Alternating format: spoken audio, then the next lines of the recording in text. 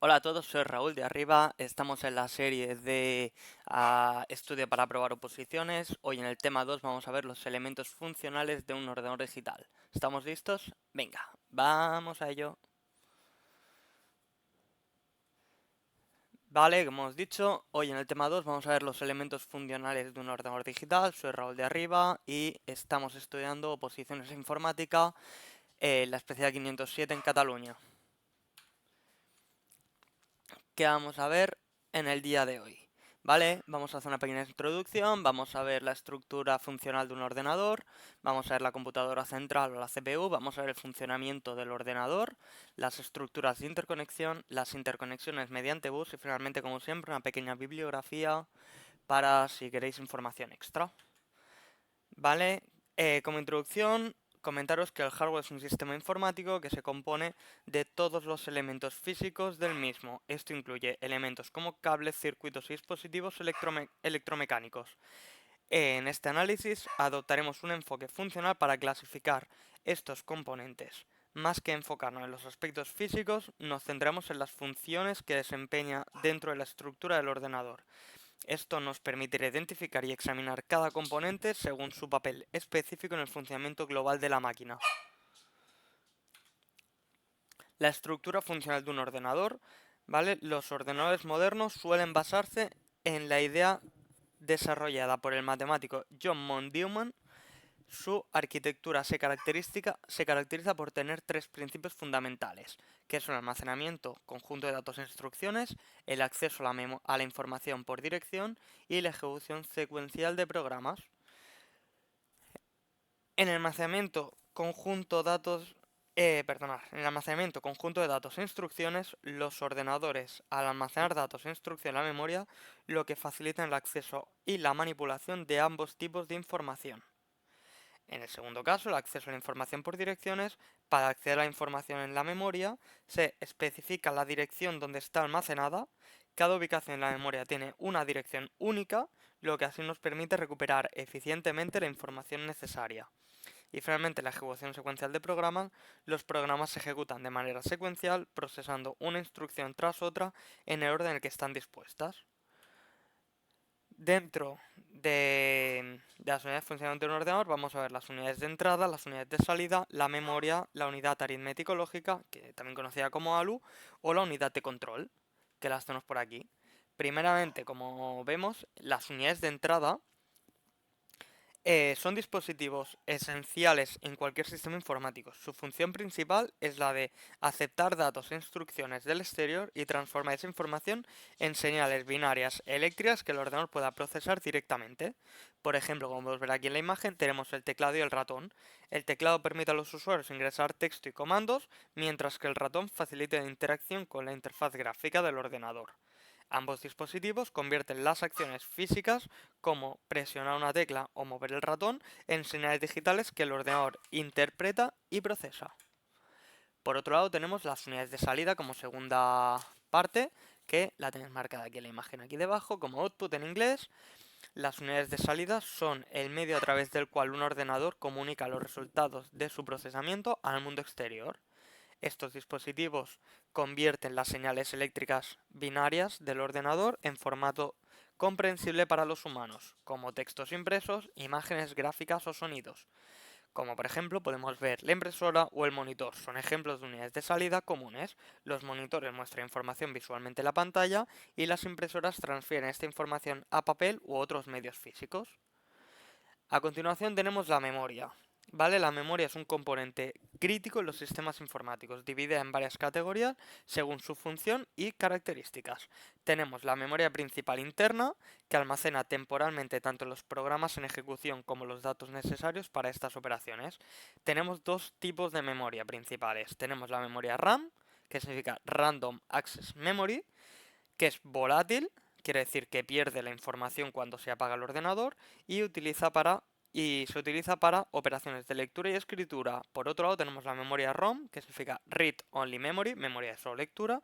Esta es no volátil, no pierde la información y utilizada únicamente para lecturas. Aquí no hay escritura, solo hay lectura. Por otro lado tenemos la memoria masiva auxiliar, también conocida como secundaria o extra, Eh, Esta básicamente complementa la memoria principal debido a su capacidad limitada. Incluye dispositivos como discos duros, cintas magnéticas, discos ópticos, pendrive, cualquier tipo de memoria que pueda almacenar datos. Estos medios no son volátiles, la información no se pierde, lo que significa que la información almacenada permanece incluso cuando el ordenador está apagado. Y finalmente tenemos la memoria interna, también conocida como registros. Los registros son componentes de almacenamiento temporal dentro de la unidad central. Estos registros retienen pequeñas cantidades de información necesaria para que las operaciones de la CPU, como direcciones de memoria y datos intermedios de cálculo. La unidad aritmético lógica, también conocida como ALU, es el núcleo donde el ordenador realiza todas las operaciones matemáticas y lógicas. Esta unidad no solo incluye los circuitos que ejecutan operaciones aritméticas básicas y lógicas, sino que también otros elementos auxiliares, por donde se transmiten o almacenan temporalmente los datos. Estos elementos adicionales, como los registros, ayudan en la manipulación y el procesamiento de datos. Y finalmente, tenemos la unidad de control, o la UC. La unidad de control es el componente que supervisa y coordina las actividades de todas las otras unidades del sistema informático. Recibe señales del estado de las distintas unidades y capta las instrucciones del programa almacenadas en la memoria. Basándose en estas instrucciones la unidad de control emite señales de control para dirigir las operaciones de procesamiento y ejecución de instrucciones en todo el sistema. Pasamos al punto 3, que es la computadora central. La computadora central o CPU es el núcleo del sistema informático compuesta por los siguientes elementos claves.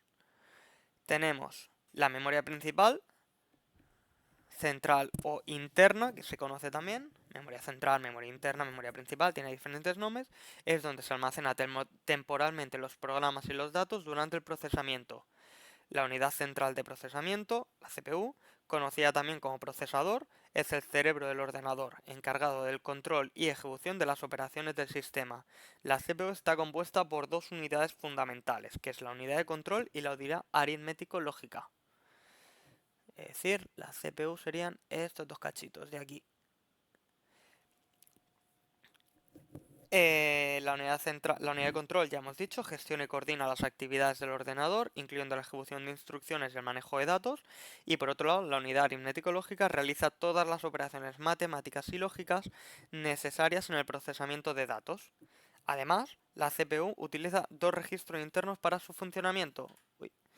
Utiliza los registros de dirección de memoria, RD, que se llaman registros de memoria. Especifica la dirección de memoria de donde se va a leer o escribir y los registros de datos de memoria, también conocidos como RM, que almacena el dato a escribir en la memoria o recibe el dato leído de la misma. Las unidades que no forman parte de la computadora central, como las unidades de entrada, salida y la memoria masiva, se conocen como periféricos. Además, los interfaces son elementos adaptadores cruciales que facilitan la comunicación eficaz entre diferentes unidades del sistema. Funcionamiento del ordenador. ¿Vale? En este apartado vamos a ver cómo funciona el ordenador. Las funciones primordiales de un ordenador es la ejecución de un programa. Esta ejecución se realiza a través de un proceso conocido como ciclo de instrucción, que se compone de dos fases: la fase de búsqueda y la fase de ejecución. La fase de búsqueda, la CPU busca en la memoria la próxima instrucción y la ejecuta. Por otro lado, la fase de ejecución se lleva a cabo la instrucción obtenida, es decir, una vez ya busca la instrucción, lo que hace es ejecutar esa instrucción. Para gestionar ese proceso, la CPU cuenta con registros especiales: el contador del programa y el registro de instrucción. El contador del programa, conocido como CP, mantiene la pista de la próxima instrucción a ejecutar, es decir, antes de que se ejecute ya sabe cuál es la siguiente a ejecutar. Y en el registro de instrucción, RI, almacena las instrucciones actuales que está siendo procesada. La clasificación de instrucciones, ¿vale? Cada ciclo de instrucción puede constar de varios estados, como el cálculo de la dirección de instrucción, CDI, la búsqueda de instrucciones, ¿vale? BI también conocido, y la decodificación de instrucciones, DI, el cálculo de dirección del ordenador, ahí del operando, CDO, la búsqueda del operando, BO, las operaciones sobre los datos, o D, y almacenar el operando, AO. Estas instrucciones, ¿vale? Este ciclo de instrucciones se clasifican en 4 categorías, que las tenemos aquí al lado, que son de CPU a memoria, la CPU entrada-salida, el procesamiento de datos y las de control. Los pasos que hemos comentado permiten al ordenador ejecutar instrucciones de manera eficiente y precisa, realizando las operaciones necesarias y gestionando el flujo de datos a través del sistema. Así es como funcionaría un ordenador. ¿Vale? La estructura de interconexión en un ordenador, la estructura de interconexión en el sistema que permite la comunicación entre diferentes componentes o módulos. Estos módulos incluyen memorias, unidades de entrada y salida y la CPU. Las estructuras de interconexión deben soportar varios tipos de transferencias, como de la memoria a la CPU, de la CPU a la memoria, de entrada-salida a la CPU, de la CPU a entrada-salida y entre entrada, salida y memoria, es decir, de entrada, salida a la memoria y de la memoria, entrada y salida. Existen diferentes arquitecturas de interconexión. Para ser exactos, vamos a ver 3, que son la arquitectura de entrada y salida a través de la CPU, la arquitectura de entrada y salida a través de la memoria y la arquitectura de entrada y salida mediante conmutador central.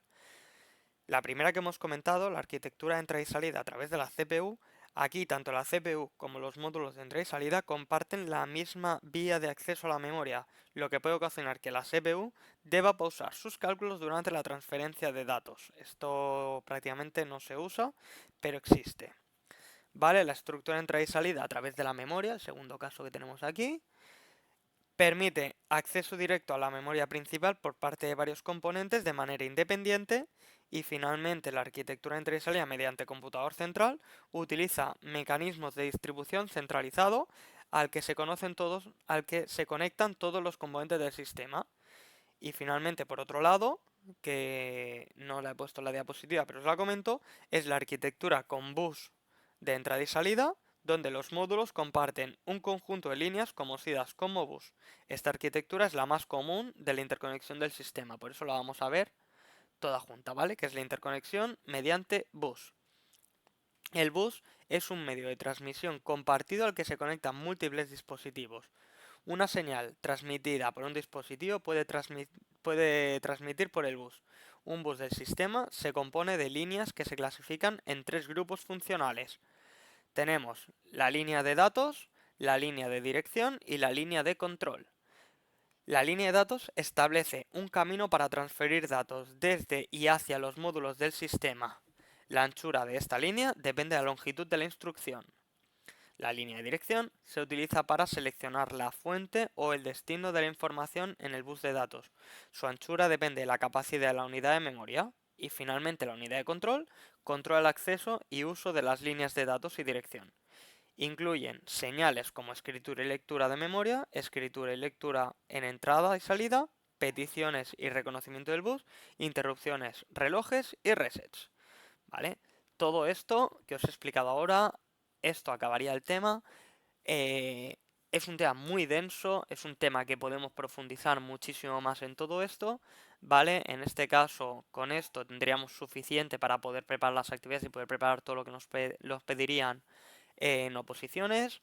Podéis entrar a más si queréis, yo creo que con esto es necesario. En el caso de que queráis profundizar un poquito más, libros recomendados son los mismos que en el tema anterior, quitando alguno porque no sale información de este, que es de la editorial McGraw-Hill, La introducción a la informática, y en la editorial Rama, Los fundamentos de la informática. Con esto terminaríamos este capítulo, este tema 2, ¿vale? Solo nos quedan 72 temas, espero que hayáis aprendido algo, si os ha gustado, y si necesitáis cualquier cosa, cualquier duda, cualquier pregunta, queréis que aclare alguna cosa o que haga un vídeo de alguna parte específica, no olvidéis dejarlo en los comentarios y estaré encantado de explicar esta parte. Nos vemos, adiós.